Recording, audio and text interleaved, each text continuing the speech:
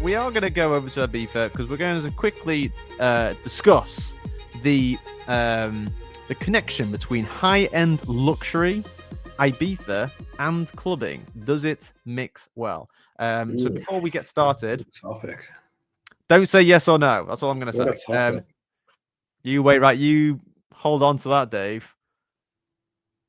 Oh, it's Dan gone again. What, this damn router. What this damn internet in his damn house. I mean, yeah. So whilst Dan's farting around with his router, I will. How do we best want to play this? Do we wait for Dan to come back? He's probably going to connect again in a second, but let me Play again when he gets back. Yeah, let me just play this clip of what we're going to be talking about. Hang on, let me just double check for a second. Is this? So this is courtesy of Feel Free Ibiza and Muriel Murray, both collaborating on Instagram. Welcome to Clap, the newest club in Ibiza. Sorry, there's got copyright music in it. So essentially, what we're seeing here for audio listeners, a woman is showing us around. It's a typical promotional reel of Clap House Ibiza, a Clap House Ibiza by Dolce and Gabbana. It says in the post caption, quote, leopard vibes, fusion food and floating beds. And what we see here is, well, as described, obviously it's a collaboration of Dolce and Gabbana, and the This looks like a resort to me. Is that well, I mean, this is what, yeah. So Clap House Ibiza, it's don't get me wrong, like it's an absolutely glorious DJ I'm saying welcome back. We've sort of held on for a little bit. So whilst you're browsing what this is, so Dan, welcome back. We are discussing Clap House Ibiza by Dolce and Gabbana. So whilst you're looking at this, allow me to provide some context. Earlier this year, during the Ibiza summer, luxury Italian fashion brand Dolce & Gabbana launched their new club collaboration with Dubai's Clap brand called Clap House Ibiza, a destination which features leopard-printed furnishings, a large Asian Mediterranean fusion restaurant, various pools, sun lounges, VIP cabanas, champagne, and an exclusive retail store boutique selling unique Dolce & Gabbana clothing, which the video describes as having the Ibiza lifestyle. But is it?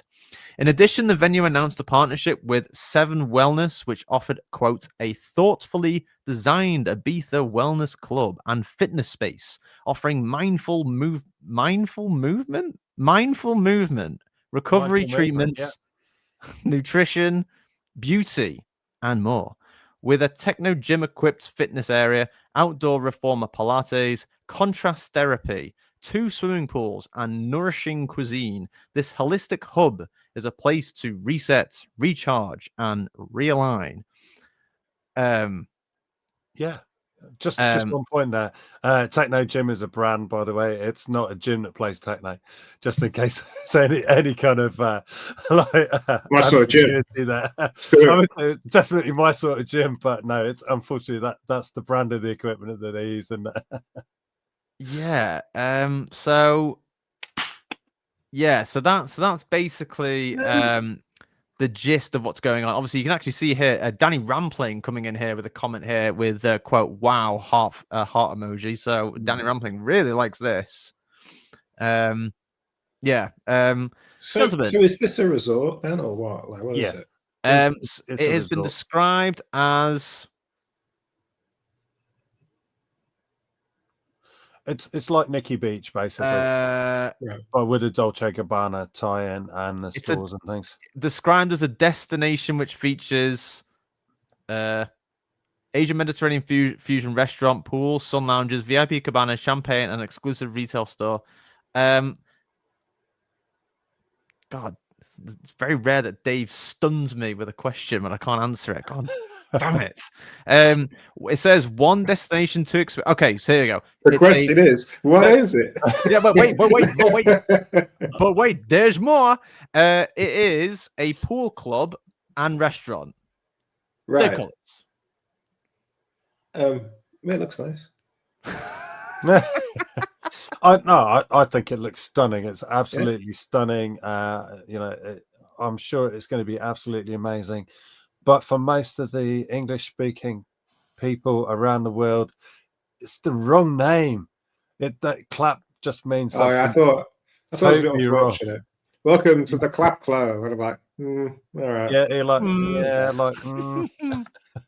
hope they're giving out condoms. Yeah. Is the big debate here? Is the big debate like everyone's like freaking out that this is like what clubbing's turning into in Ibiza, or? Well, Mr. Jo86 rest in peace, R.I.P. Ibiza. Yeah, I think Ibiza's got room for both to exist. Clubs and this, and more sort of traditional stuff, and grassroots stuff. Why not? Why not? I think it's got room for all of it. Yeah, and there are a few people talking about the name of the place. Angel Wobble says, "quote looks proper tacky and what a terrible name." Then someone else, I am Michael Booth, comments, "quote guaranteed to get the clap." I'm glad I wasn't the only one that thought that. Yeah. Instagram account Ginger Mum Style says, "quote I love them, but what's terrible tacky name is this AI?" And then an actual person who's been DJ OMB says, "quote been at this place this week. The views are amazing and the ambience is on point. However, overpriced for what you get." Gentlemen, is this destination clubbing for Ibiza, or what do we reckon? For me, it's not clubbing, but I think it is what it is, which is a resort. So great, But yeah, I feel that they tried to do something similar to Pasha's Destino with this, and Destino is fabulous. It really, really works, and I think if you've got the money to spend, then yeah, it's a great place to go, probably. Certainly Destino is. So it's got that vibe to it, hasn't it? But the question is, though, correct my ignorance, but Destino is a what is Destino again? Is it a hotel or is it what is it? Well, it is. It's a hotel. When we were there, they had the rooms. They got the club areas, the stage, the swimming pools. It's a resort. Would you say? So it's basically a resort owned by Pasha Group. Right.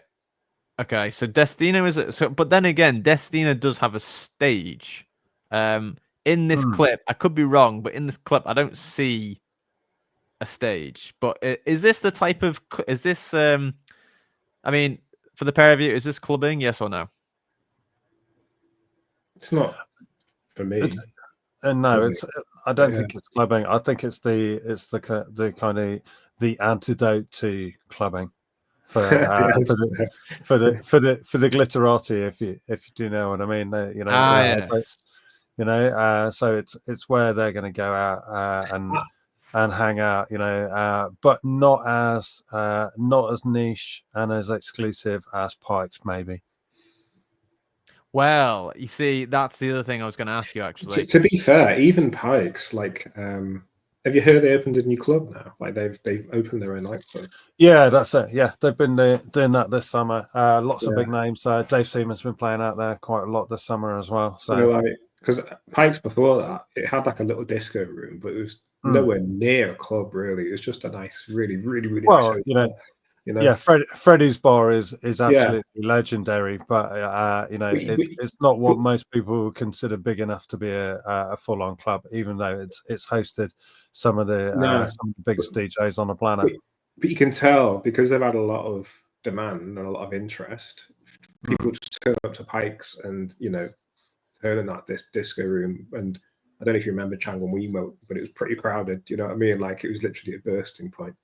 Oh they've yeah, gone, it you know what? was. Let's Yeah. just buy a club, and like we'll have the best of both worlds. We'll have a hotel and a club. So like they're doing the opposite direction. They started as a hotel, and now they're buying a club. Whereas this, you know, Destino is almost like, was that built by Pasha, or did Pasha buy it or something? You know, it started as a club. Yeah, But they didn't Pasha start as a built restaurant, it, didn't didn't he? they? Yeah. Yeah. So it's kind of Mm. interesting to see like the journey there. You know. Well, I mean, in regards to just to go back to Clap House, I've just seen this article courtesy of Shia Lux, who just explains it a little bit more, saying Clap House Ibiza, the island's first day-to-night wellness and lifestyle destination. Set in Talamanca's lush hills, this 16,000 square meter sanctuary combines fitness-focused experiences, biohacking menus, and poolside relaxation. This unique concept is debut European outpost of the award-winning Alpha Mind brand in partnership with Seven Wellness Club. Guests can hire sunbeds or VIP cabanas around the 50-meter pool and enjoy healthy dishes from menus combining Japanese and Mediterranean flavors, as well as an omakase menu. You know what I'd love to see? Yeah, this is going to be a bit of a pet peeve. This, right? I'm starting. Oh, here we go. It says Japanese and Mediterranean flavors, right? Does that? Are they going to have traditional Spanish food? Like that is like such a missed thing. I think you could so lean into in Ibiza. You know what I mean? I think if it's done properly, you're absolutely right, Dave. Yeah. I think, but there is a perception that actually that Spanish food is often done quite badly. You know, it's bad quality sangria and you know, overpriced paella. You know, each one of the towns has got its restaurant street, and it's generally not all that. You know, you go to a good Spanish restaurant though, it's like, oh my god! Yeah, like, you go to a good Spanish restaurant, and there are definitely some, particularly Santa Eulalia has got some really nice ones as well. You know, it's just a sad thing, a lot of those. Like, it's just like Japanese and Mediterranean. It's like, man, this is Ibiza. Like, lean into what you're good at. You know what I mean? But I'd be interested to know how they think they're creating a distinction for themselves between themselves and Azzaro. So I don't know if you guys know, but Azzaro is what they regard themselves as agroturismo. So so this is basically it's a hotel resort which focuses on wellness, and it's got beautiful gardens, and the produce is grown in the gardens around the complex as well. So, you know, you literally get like what you might call farm to table. DJ. Which is very, very much kind of what they're saying, like wellness and dinky burgers. They look well nice. Sliders.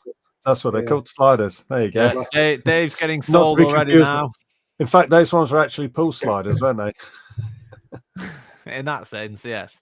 But how would you say, like, in terms of like you've said, Dan, just in closing of this, the sort of amalgamation of a luxury a luxury brand collaborating with this Dubai-based brand to make this sort of wellness, and according to some comments, an expensive wellness retreat is. Would you say there's a huge market for this in Ibiza, or would you say that like this is sort of like a very niche thing, or like, well, what would you say in regards to the things that, like, how can I best put this? Like the things that are classic Ibiza, or the things that make Ibiza just nice based on its Ibiza culture. Where do you think this sits? I think it's an interesting question because although you're talking about classic Ibiza, you know, classic Ibiza hasn't been like high-end brands and things like that. It has it's kind of come up from grassroots. It's come up from eclectic, very music-focused things. You know, and but nowadays, you know, the trend is everybody is something X somebody else, you know, and it's the brand tie-ins with these things. You know, whether it's Zara's latest, you know, X whoever the designer is, you know, or something like that. It is always, it's that. So I totally get why Dolce Gabbana would want to be involved in this. It kind of fits with them. It fits with where they want to be, and it's something that they definitely would want to put their name to. And another thing I'll just quickly ask you as well. Obviously, this is a new opening of Ibiza, something new in Ibiza for 2025. Is this something we're going to see more of rather than clubs? Is this would you say this is a sign of what people want in Ibiza, or what? That question goes to you, Dan, and then to you, Dave, as well. Okay. I think it's an interesting thing. At the moment, what we're seeing from the locals in Ibiza and actually on the mainland in Spain as well is a bit of a kind of backlash against tourism. It's not necessarily a healthy thing, because most of the money that comes into Spain and its islands actually comes from tourism. And that's the reality of it. If it wasn't for tourism, I think I'm right in saying that Spain would be technically a third world country if it wasn't for tourism. So they have embraced it, and they've done very well out of that. But now there's a bit of a backlash. We don't want tourists here. We don't want the tourists messing up our beaches. There was the Dutch tourists in mainland Spain who were surrounded and chanted that earlier in the news this week as well. And we have seen local authorities putting in curfews and things like that in Ibiza as well already this year. So it's so much division.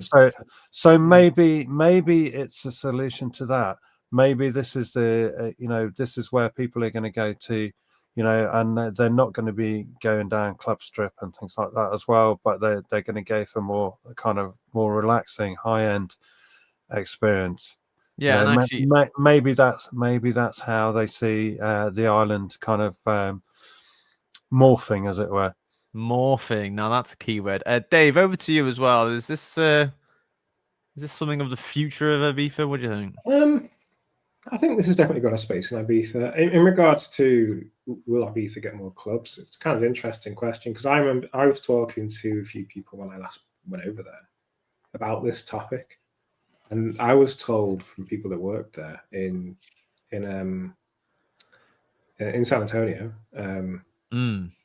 you can't build a club. Like if you say you're building a club, there's no licenses for clubs anymore. So you've got to call it something else, right? Yes. So, and this is where hotel clubs came from. So they went, oh no, it's not a club, it's a hotel. It just happens to have a huge stage in it. Do you know what I mean? And so I think that's challenging, definitely, right? How a club's going to survive, because you look at places that were built before that. Let's take Es Paradis as an example.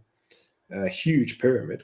In the middle of town. I don't think you'll get places like that built again. Do you know what I mean? Because there's literally no licenses to build it. Yeah, that's really sad, really.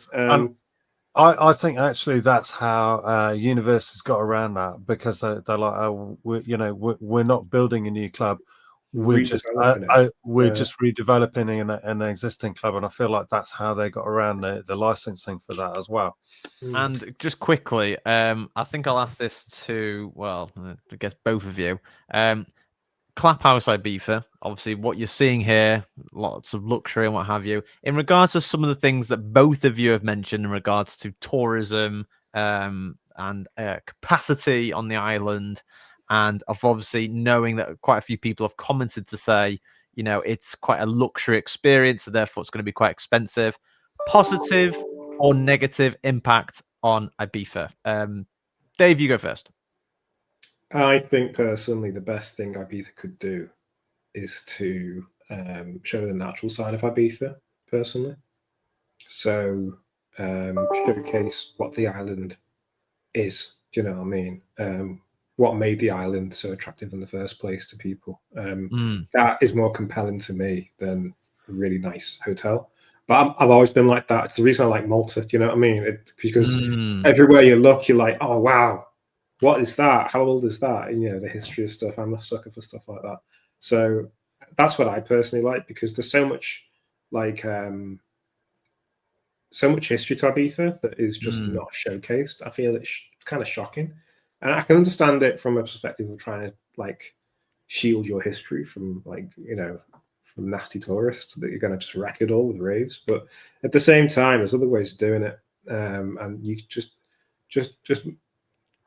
describe your island in the most sort of I don't know what the right word is, in the most heritage way possible, or the most cultural. Cultural way possible. Yeah, that's a good way to do it. I respect that more than just here's a pool with some really nice Japanese food. Yeah, I'd love it, don't get me wrong, but you could build this anywhere. Do you know what I mean? You could literally build this in any one country. I feel like Ibiza should lean into what it's got, naturally. But that's just me. Beautifully put. Dan, over to you. Positive or negative impact on Ibiza from the points you mentioned before? What do you reckon? I do agree with Dave. I think Ibiza is an absolutely beautiful island with a lot of history, and I would love to see more of that developed. Some people might use the word exploited. I don't want to see it exploited. I'd like to see it developed, but in a very kind of positive way, and not in a kind of way that it has been done before. Where people expect, people to turn up and dance in their traditional garb and stuff like that. I would say that's more of an exploitative thing, but it does have a very rich culture and history. Dave's kind of right. This could be anywhere. Is it an authentic Ibiza experience? I'm not sure. Definitely not. I'm not sure that it is. I wouldn't say it looks bad. It definitely looks gorgeous, but yeah, you're right. It is. You're absolutely right. But but there are already places like this. Oh, it's gone again. Oh, don't tell me he's gone again. For God's sake, man. Well, I mean, it's got sunset. We can't deny that. Well, yeah, I mean, I think most can say this looks nice, and I don't think anyone's going to disagree with you there. But obviously, a very interesting just thing it was basically something that I came across, because obviously we've spoken about Ibiza a few times, and of course and I literally said to Dan, it's literally a bloody miracle we were able to get him online, whether he's frozen or not. But it's great to have him on it, because obviously this was in the pipeline to be discussed about, and obviously Dan is very how can I best put it, opinionated of things in Ibiza. Just whilst Dan's coming back, I'll just quickly ask you, Dave.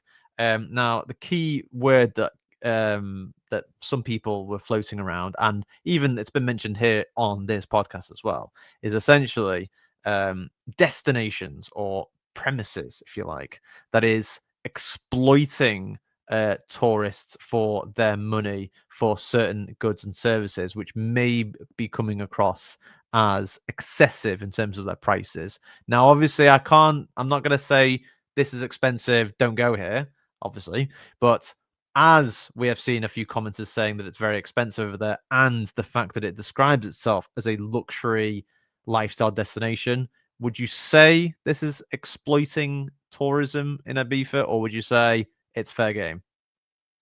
I don't think it's exploiting, because it very clearly goes after a certain crowd, right?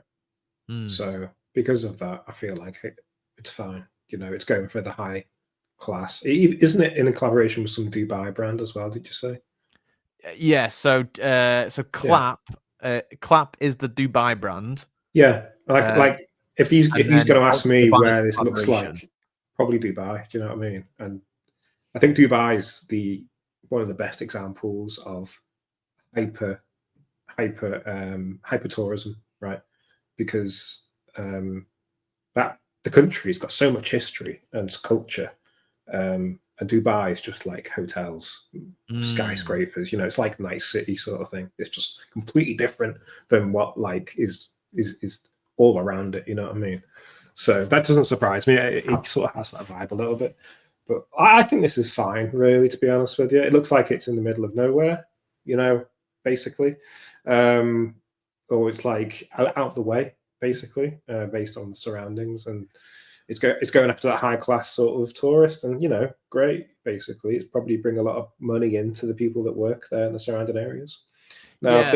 if they did this, if they did something to try and attract everyone in, then I'd be a little bit sort of concerned. But this seems kind of unique. I don't know how many places are like this in Ibiza, really. Yeah, it would appear it is Talamanca. Talamanca. Oh wait, hold up.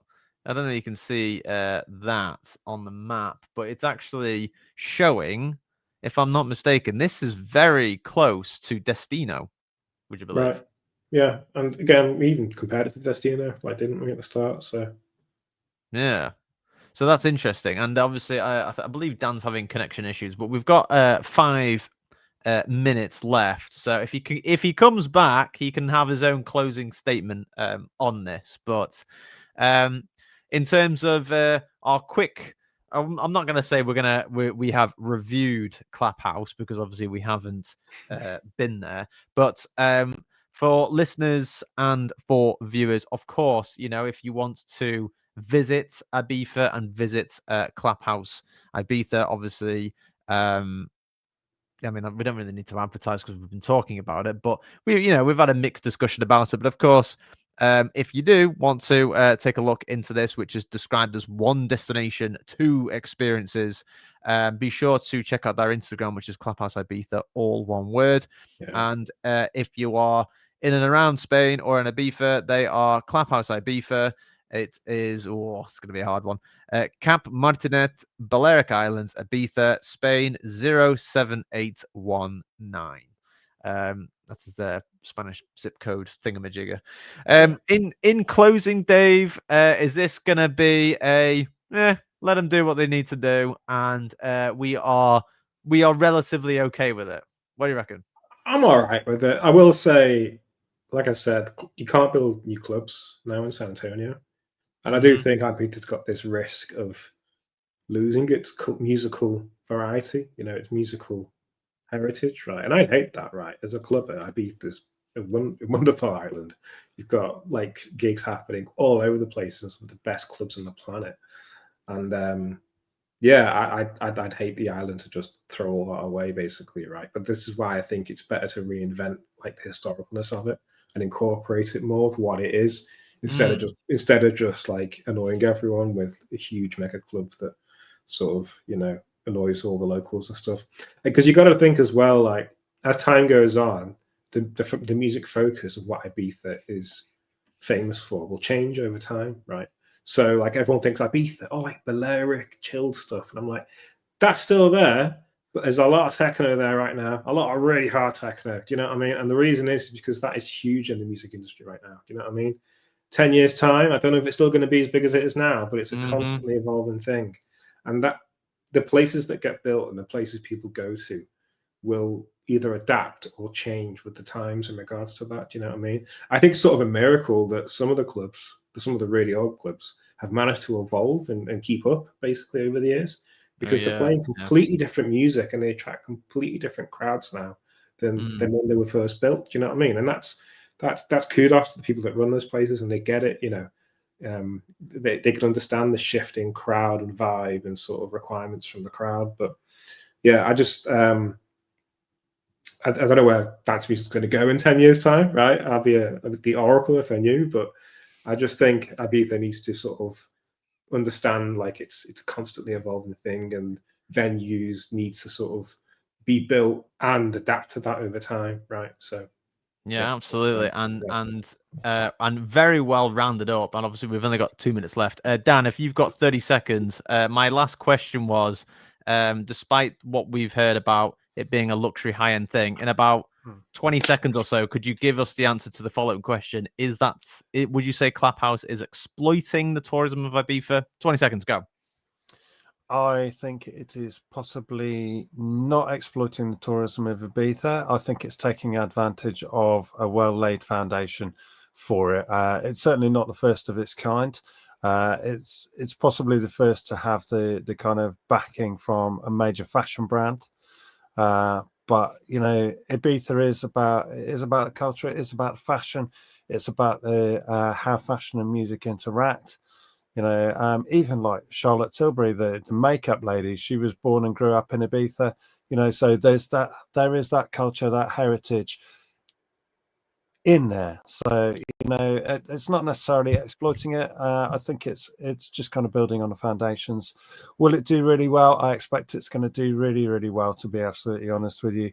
You know, places like Nikki Beach and in Santa Eulalia have already done really, really well.